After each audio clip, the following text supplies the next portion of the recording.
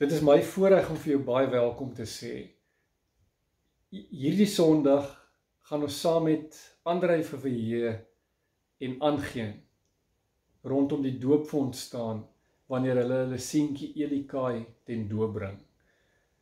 En daarom wyk ek vandag af van die tema oor geestelike gawes en gaan ons bietjie uit Deuteronomium 6 vers 1 tot 9 praat oor die geestelike onderrig van ons kinders. Kom ons bid saam. Vader, wat 'n wonderlike voorreg om ouers en oumas en oupas te kan wees. Wat 'n voorreg om vanoggend ons kinders weer in U hande te kom plaas. Met die wete dat ons kinders behoort nie in die eerste plek aan ons nie, maar aan U. Dankie dat U vir ons vertrou binne in ons swakheid en nietigheid om U kinders vir U groot te maak. Geef vir ons die genade om positiewe geestelike rolmodelle vir ons kinders te wees, sodat hulle ook eendag saam met ons met vrymoedigheid vir Jesus kan ontmoet. Aan U kom toe die lof en die eer in Jesus se naam. Amen. Ek wil baie graag saam met jou lees uit Deuteronomium 6 vanaf vers 4. Luister Israel, die Here is ons God en hy is die enigste Here. Daarom moet jy die Here jou God lief hê met hart en siel, met al jou krag. Hierdie gebooie wat ek jou vandag gegee het, moet in jou gedagtes bly. Jy moet dit inskerp by jou kinders en met hulle daaroor praat as jy in jou huis is en as jy op pad is. As jy gaan slaap en as jy opstaan, jy moet dit as 'n herinneringsteken vasbind aan jou hande en dit moet 'n merk op jou voorkop wees. Skryf dit op jou deurkosyne en op jou stadspoorte. Volgens die woord van die Here is die ouerhuis, die familie, die primêre plek waar geloofsvorming plaasvind. Baie mense doen huisgodsdiens, maar in 'n sekere sin as 'n aparte godsdiensoefening. En die Here wil hê dat geloof geïntegreer moet wees met ons daaglikse lewe, en dit is wat hierdie gedeelte vir ons sê. Daarom, as ek die beeld van 'n fietswiel kan gebruik, het 'n fietswiel 'n klomp speke wat verskillende kompartemente van ons lewe aandui. Maar die fietswiel kan nie draai as hy nie rondom 'n as draai nie. En so wil die Here Jesus as Here van elke faset van ons lewe die as wees waarom ons ganse lewe draai. En dit is my so belangrik dat ek en jy geïntegreerde lewens sal leef. Die Braziliaanse predikant Ortiz het gesê, geloof is meer as godsdiens. Dit het alles te maak met elke faset van jou daaglikse lewe. Ook as jy tandeborsel, is dit eintlik 'n geloofshandeling waarmee jy jou liggaam versorg. Wanneer jy op die sportveld is, wanneer jy sosiaal verkeer, wanneer jy in die stadspoorte besigheid doen, dan wil die Here die as wees waarom alles draai. Israel staan op die drempel om die beloofde land in te gaan. Hulle kom nou net 40 jaar uit 'n dorre woestyn en beloof die Here vir hulle in vers 3 dat hulle op pad is na 'n land wat oorloop van melk en honing. En sien ek in my geestesoë hoe hulle die woestyn in herinnering roep. Die feit dat daar nie water was nie. Die dorheid van die woestyn. Hoe hulle swaar gekry het en gekla het.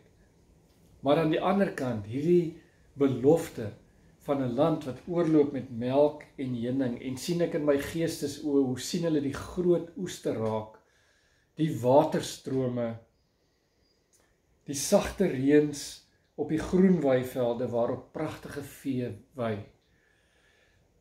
Die wonder is dat hierdie beloofde land kon soveel vroeër deel van hulle lewe gewees het, maar as ons Numeri 13 en 14 gaan lees, dan sien ons hoekom die Israeliete eers 40 jaar deur die dorre woestyn moes gaan, as gevolg van die feit dat hulle in opstand gekom het teen die Here se leiers, Moses en Aaron, wat hulle veel vroeër in die beloofde land wou inlei, maar dat hulle nie kans gesien het daarvoor nie.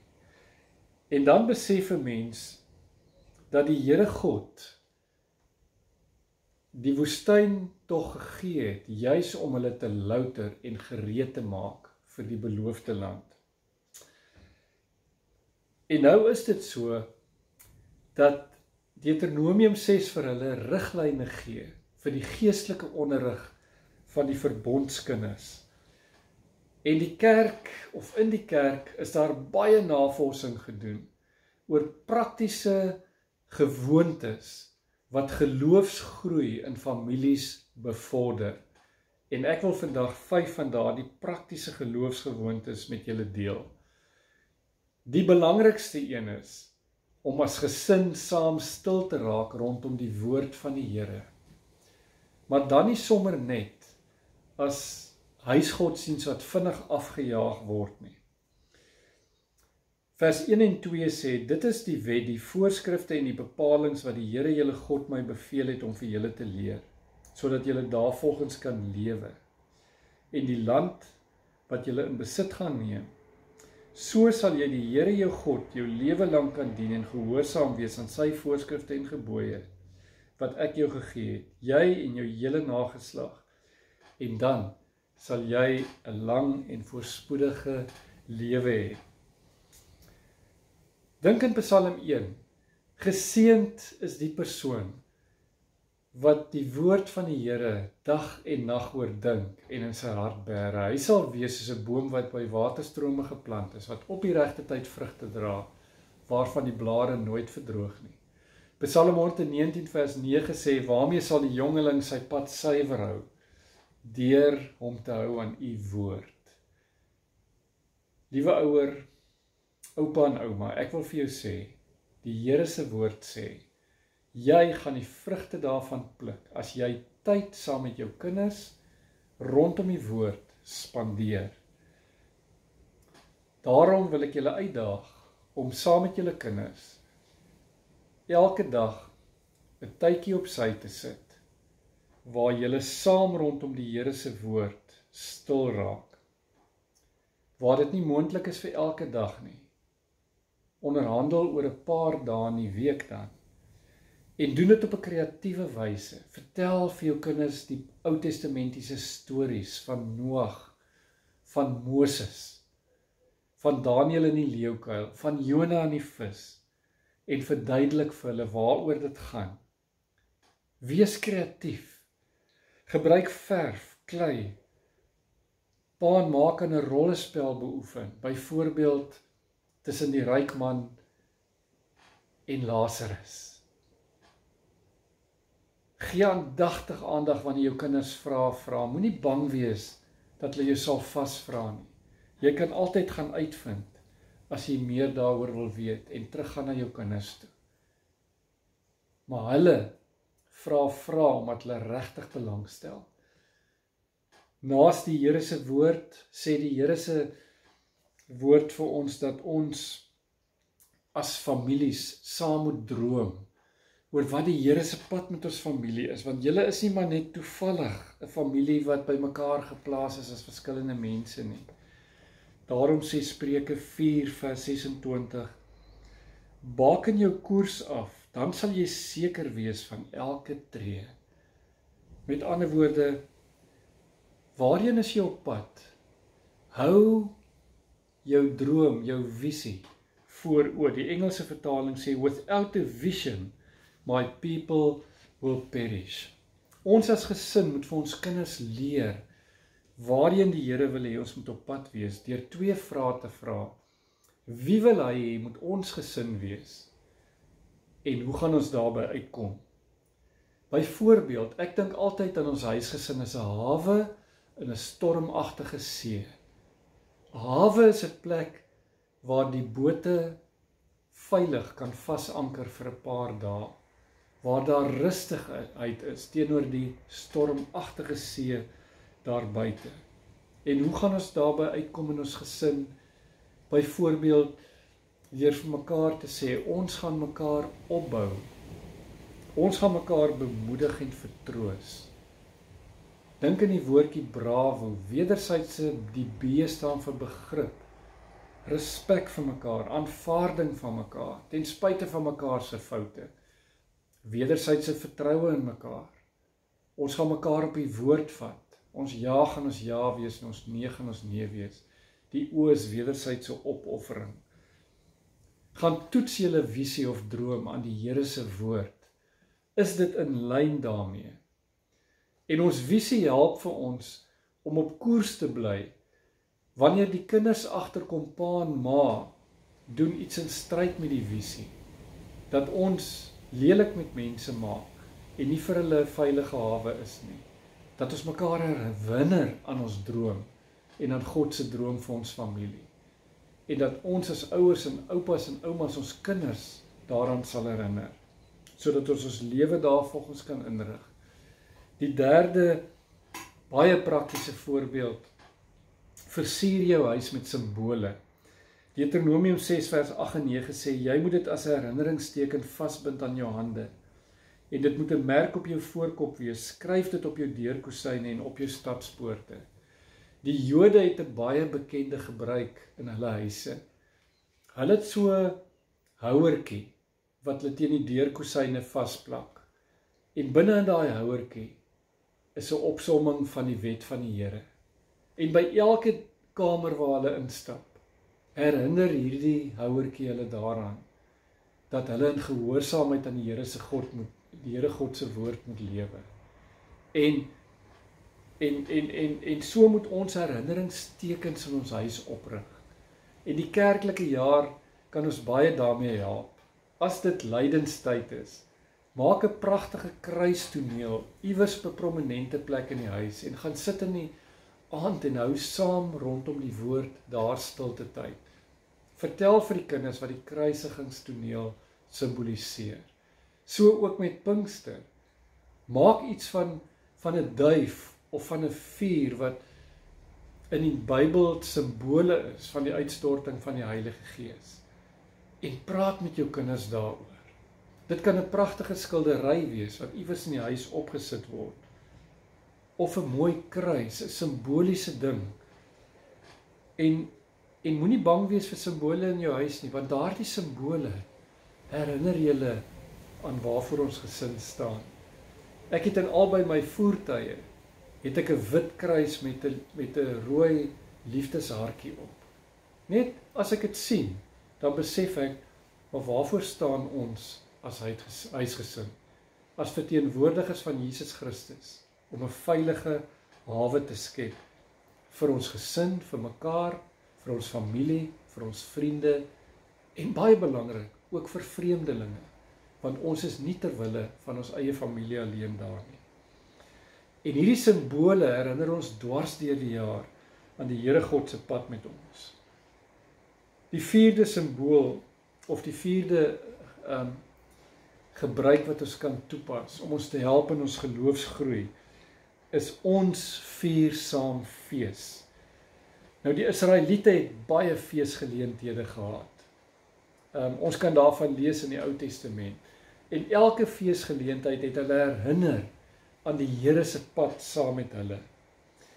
En enige feesgeleentheid kan enige geleentheid wees waar ons as gesin iets lekkers saam doen.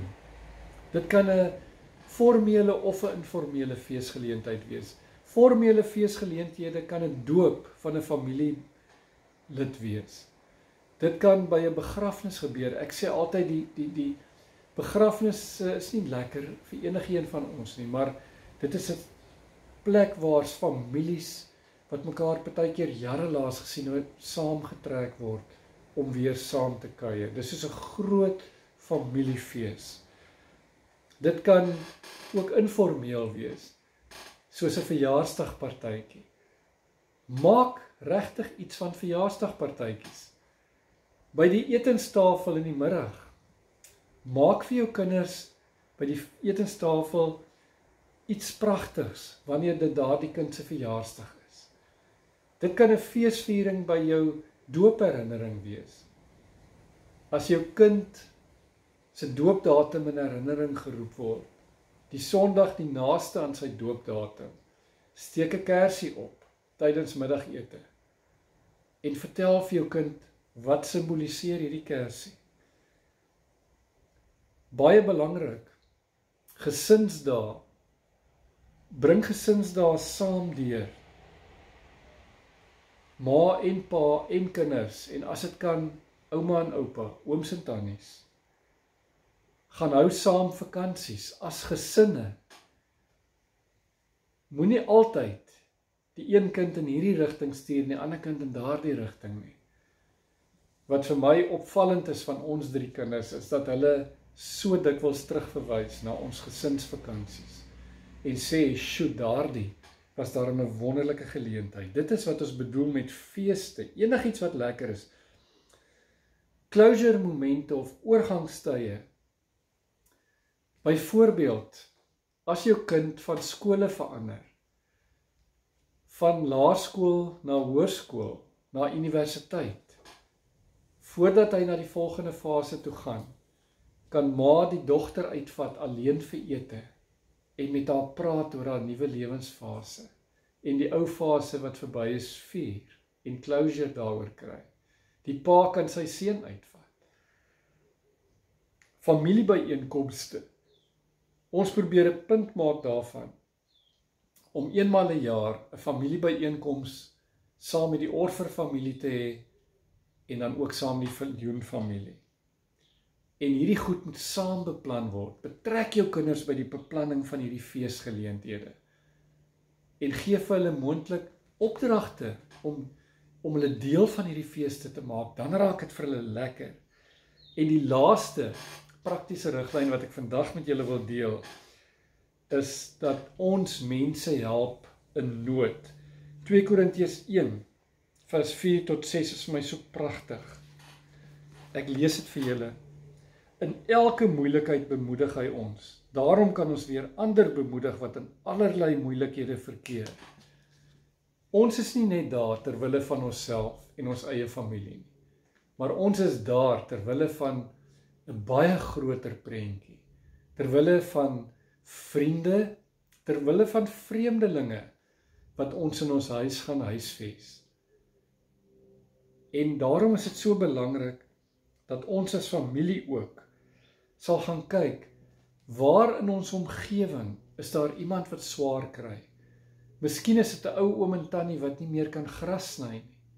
Dan kan een van die kinders sê maar elke tweede Vrydag by daai oom gaan gras sny.